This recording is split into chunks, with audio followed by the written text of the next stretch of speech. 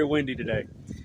So I am super excited because I'm going to do some modifications today on a cold steel Bushman that my dad owned. Um, I'm not sure when he bought it. I'm assuming either late 90s or early 2000s.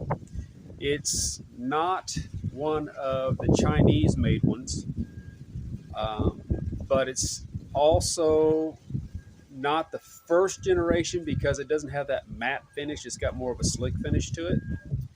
And so, anyway, the Cold Steel Bushman, as you guys probably know, is a socket handled one piece knife that Cold Steel has made for years. 7-inch blade, and they call it SK5 steel, which is basically 1080. Good steel, solid, and the Rockwell should be somewhere around 54, so fairly soft. It's definitely going to be impact resistant. Anyway, this is a fantastic base to modify. Uh, you got good solid bones there to kind of tweak the knife to what you want it to be. And I've got all sorts of ideas. So let's get on with it. So here is my dad's Bushman, and this is a sheath that he made way back in the day out of Kydex. Take that off. And you can see she's been used a bit.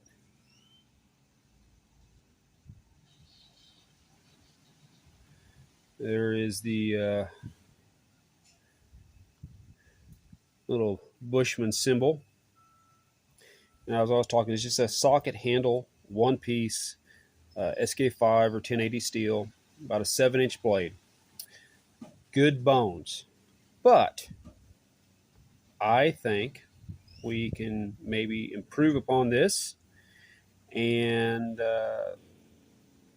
get this knife in a situation to where it's going to be a bit more useful and maybe get used a little bit more. To the drawing board.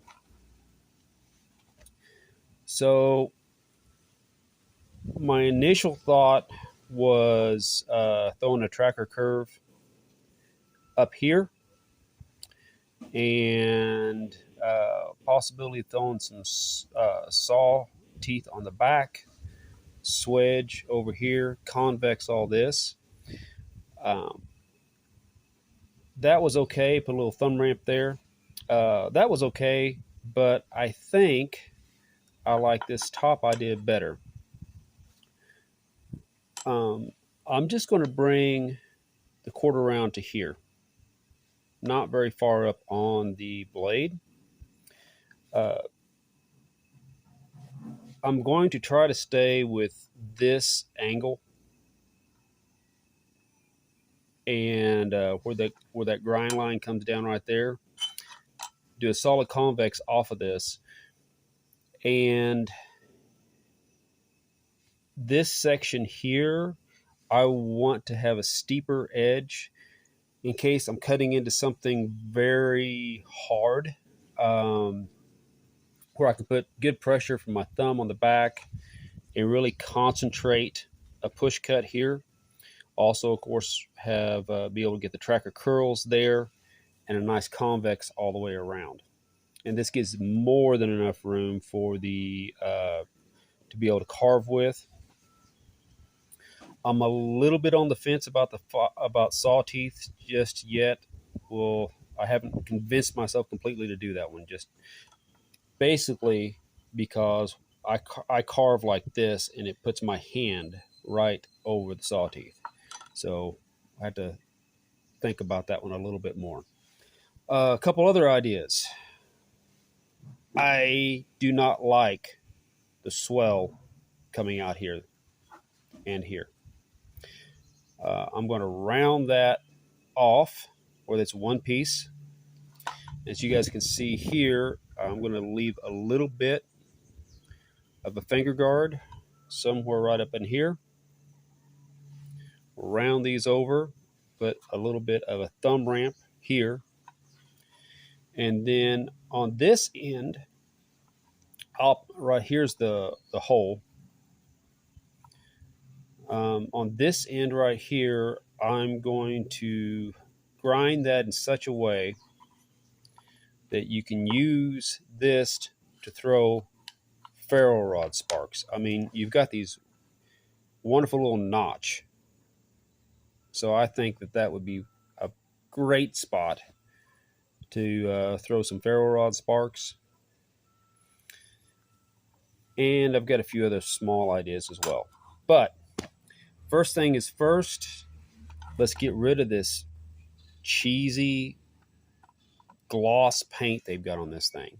We're going to put it, we're going to cover the knife in paint stripper, remove all the paint, and decide what kind of finish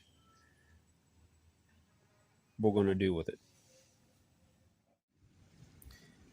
Here is the blade, the Bushman after stripping. And let's see, there we go.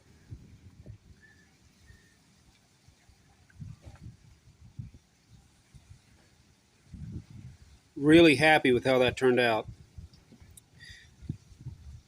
3 coats of the paint stripper.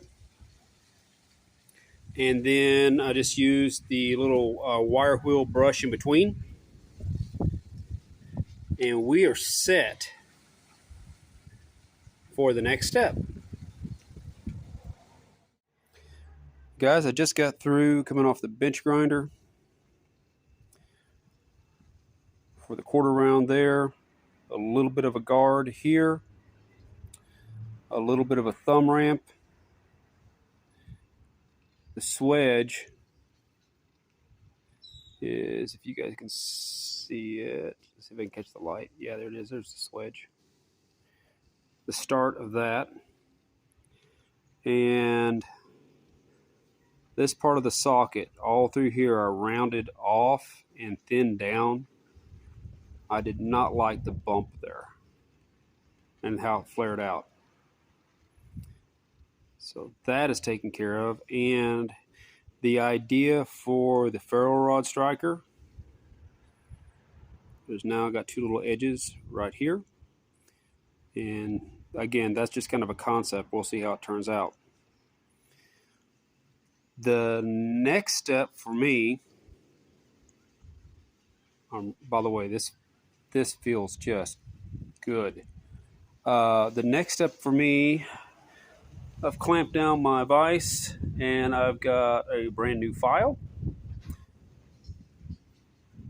Next step is to do the file work all through here and put a proper convex on this knife.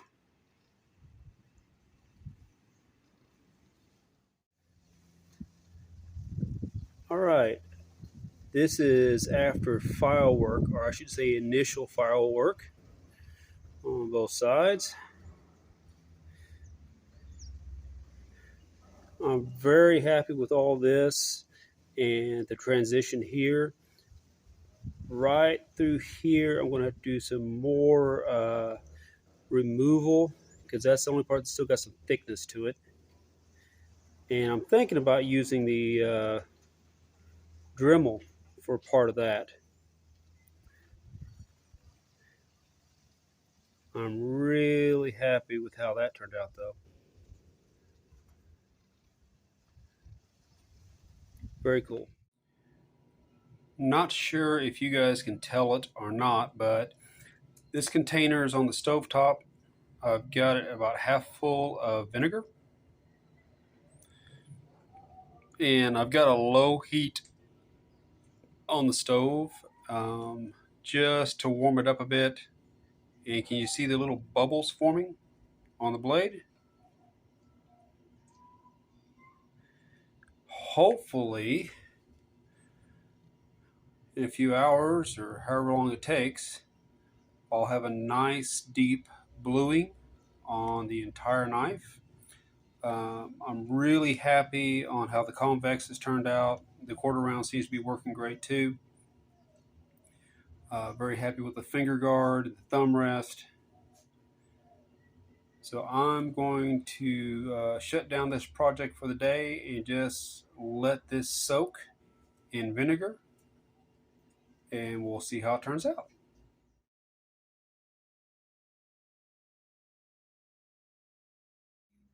Good morning, guys. It is the next day, and all last night this blade got soaked in vinegar, completely submerged. I ended up doing a wipe down with soap 3 different times, but I am very happy with the finish on that. So today, got at least 3, maybe 4 things to do. For sure, the plug for here in the front, and the cord wrap that I'm going to do on the handle. Probably a lanyard too. And I'm still on the fence with the saw. I'm trying to decide if I'm going to go for it or not. But anyway, that's what we got planned. All right, some of you guys might remember what this piece of kit is. For several years, I used this as my bow drill adapter, fit in the hand like this. And inside this, on the underside, was a skateboard wheel bearing. All right. But obviously I've changed things.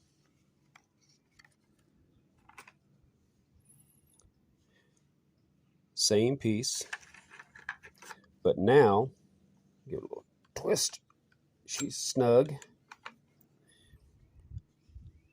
There's a wheel bearing.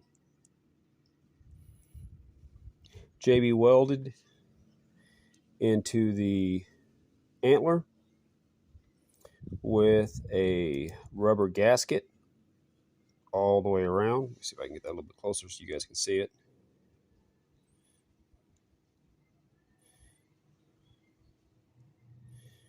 And this just fits right palm of the hand like that for the friction fires.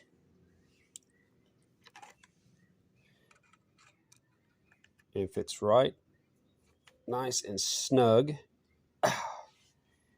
into there. Not going anywhere. I like how it looks too.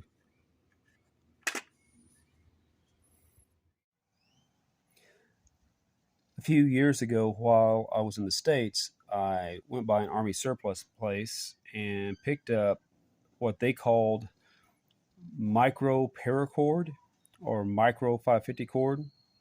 And if I remember right, this had a 90-pound test. So now, got a good amount of that wrapped around the handle. I love the look. It's got a nice feel to it. And it's on there nice and tight. Cool. Next step is to figure out something interesting to plug this up with.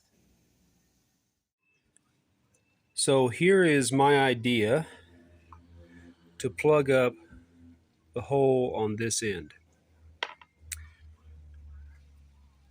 A buddy gave me a bit of fat wood from here in Costa Rica. And so I've trimmed it down using the Woodsman. Basically, I put the blade down here and just pressed, cut all the little pieces off. And what I'm going to do is basically, I'll smooth this up just a bit, and then I'm just going to jam it down through the handle and you should end up seeing part of it up here. That's the plan.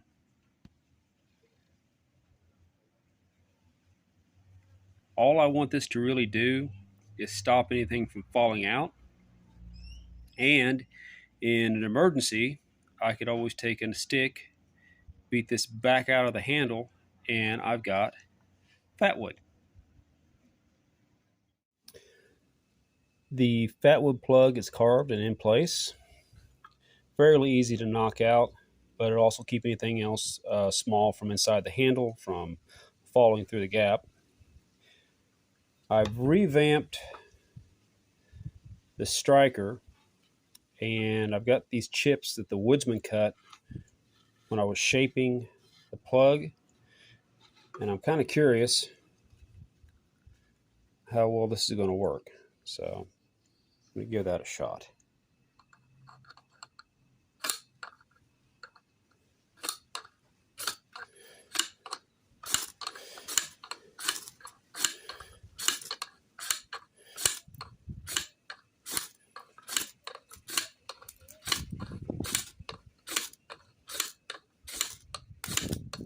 Oh, got it.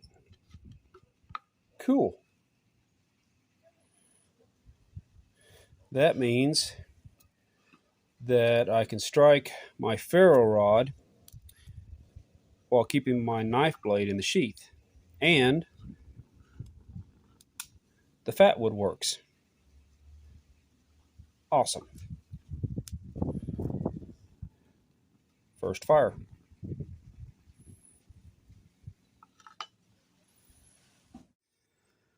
All right, guys, this will be the end of part 1 on turning this cold steel Bushman into a tracker. The butt cap's been made, the plug and the handle. We've got our wrap done. The cheap paint was taken care of, reshaped and convex the blade. It is very functional as is. So I think the next video will go into the sheath. I still got to figure out what I want to do with that. So get the sheath done, and maybe a little survival kit for the handle, and maybe I'll finally decide whether I'm going to put the saw on the back of that or not. Anyway, thanks for hanging in there, and hope to see you again on part 2.